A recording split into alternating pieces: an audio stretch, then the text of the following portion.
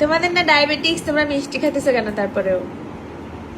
হ্যাঁ, আমার মতে আজ থেকে 20 বছর আগে এমিলির আম্মা এবং এমিলির আব্বা দুইজনই ডায়াবেটিস পরীক্ষা করা হয়। দুইজনেরই ডায়াবেটিস ছিল 16, আমার ছিল 17, তার ছিল 14। অথচ সে খাবার দাবার মানছে, ওষুধপত্র খাইছে, আর আমি সেই যে পরীক্ষা করেছি আর জীবনে পরীক্ষা করেনি।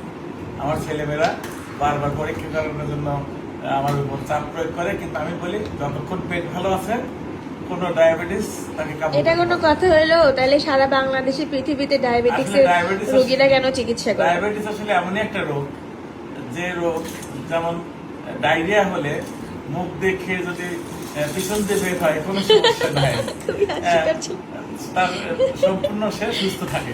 আর যদি কিন্তু ডায়াবেটিক্স তো তোমার পুরা ভেতরের শরীরের ভেতরে যত কিছু আছে সবকিছু আস্তে আস্তে ড্যামেজ করে দিবে। এটা তখন আমি কি তো হবে? মনে করি যে এ পর্যন্ত আমার তো কিছুই হয়নি, আর আমি সুস্থ আছি। তুমি এটা বুঝবা না, একটা বয়স একটা সময় আসলে তোমার ভেতরের সবকিছু অনেক, ধরো যেমন চোখ, তোমার কানে শুনবা কম, চোখে হচ্ছে চোখের উপর ছানি পড়বে, বা হচ্ছে হার্ট বা হচ্ছে কিডনি ড্যামেজ হয়ে যাবে তখন। যার ডায়াবেটিস নাই তারও এগুলি হয়। আর কি একটা লজিক! আমি এ পর্যন্ত যতক্ষণ মনে করি পেট ভালো আছে ততক্ষণ আমি সুস্থ আছি। এদের দুইটাতে একদিনও ডায়াবেটিক্সের ওষুধ খাওয়াতে পারলাম না। আম্মুকে তো মাঝে মাঝে খাওয়াই, 1 মাস আম্মু খাওয়ার পরে আর বাকি 1 মাসে আর ওষুধ কিনে না, খায় না। আর আব্বুকে তো জীবনে একটা ওষুধও খাওয়াতে পারি না ডায়াবেটিক্সের জন্য। এখন আপনারাই বলেন এদের দুইজনকে নিয়ে কি করতে পারি?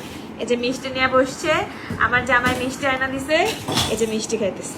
আর বলে 7টা খাইছি। কয়টা খাইছো? সত্যি? হায় আল্লাহ, কি অবস্থা!